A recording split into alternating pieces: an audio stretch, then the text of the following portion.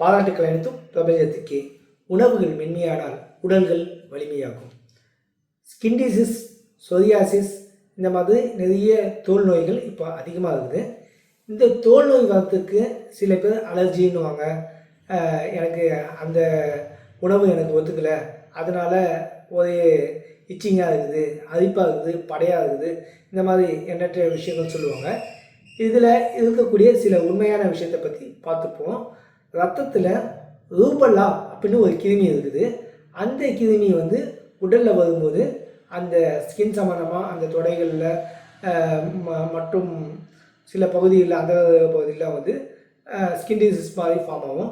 அது மட்டும் இல்லாமல் எப்போ பெருங்குடல் கெட்டு போயிருதோ, மலச்சிக்கல் சம்மந்தமான பிரச்சனைகள்லாம் அதிகமாக இருக்குதோ அவங்களுக்கு இந்த ஸ்கின் சம்மந்தமான பிரச்சனைகள் ஜாஸ்தியாகும்.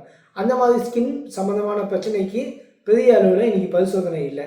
ஏன்னா கைப்புண்ணுக்கு கண்ணாடி அவசியம் இல்லை அப்படின்ற மாதிரி ஸ்கின் டிசீஸ் பார்த்தாலே நமக்கு தெரியும், அதுக்கு பரிசோதனை இல்லாமல் போகுது.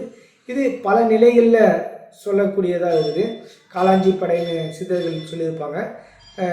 அதை இன்றைக்கி சொரியாசிஸ் அப்படின்னு நவீன முறையில் சொல்கிறாங்க.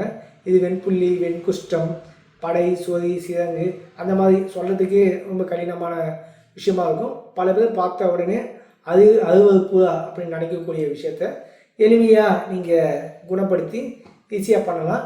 இதற்கு உங்களுடைய உணவு முறைகள், பழக்க வழக்கத்தை நிச்சயமாக மாற்றிக்கணும். ஃபஸ்ட்டு நீங்கள் யூஸ் பண்ணக்கூடிய பேஸ்ட்டு அவாய்ட் பண்ணிவிடுங்க.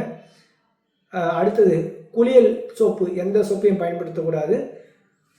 என்ன மாதிரியான குளியல் பொடி பயன்படுத்தணும் அப்படின்றதுக்கான டீட்டெயில் வீடியோ இன்னும் கொஞ்சம் நாளில் வரும். இதற்கான லிஸ்ட்டு வேணும்னாக்கா கீழே கமெண்டில் லிஸ்ட்டுன்னு எனக்கு டைப் பண்ணுங்கள்.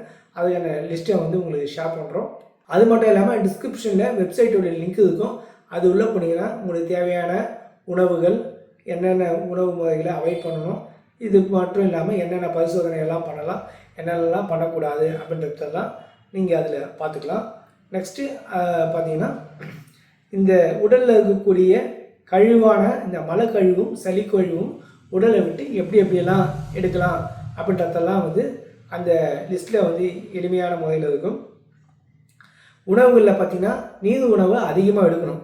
நீர் உணவுகளை எடுத்துட்டு இப்போத்திய ஜங்க் ஃபுட்னு சொல்லக்கூடிய அந்த வறுத்தது, பொரித்தது, அதிகப்படியான எனி டைம் இட்லி சாப்பிட்றேன், பூரி சாப்பிட்றேன், இந்த மாதிரியான உணவுகளெல்லாம் தவிர்த்துட்டு பழைய சாதம், தயிர் சாதம், கஞ்சி, கூழ், இந்த மாதிரி களி, இந்த மாதிரியான உணவுகளை எடுத்துக்கணும்.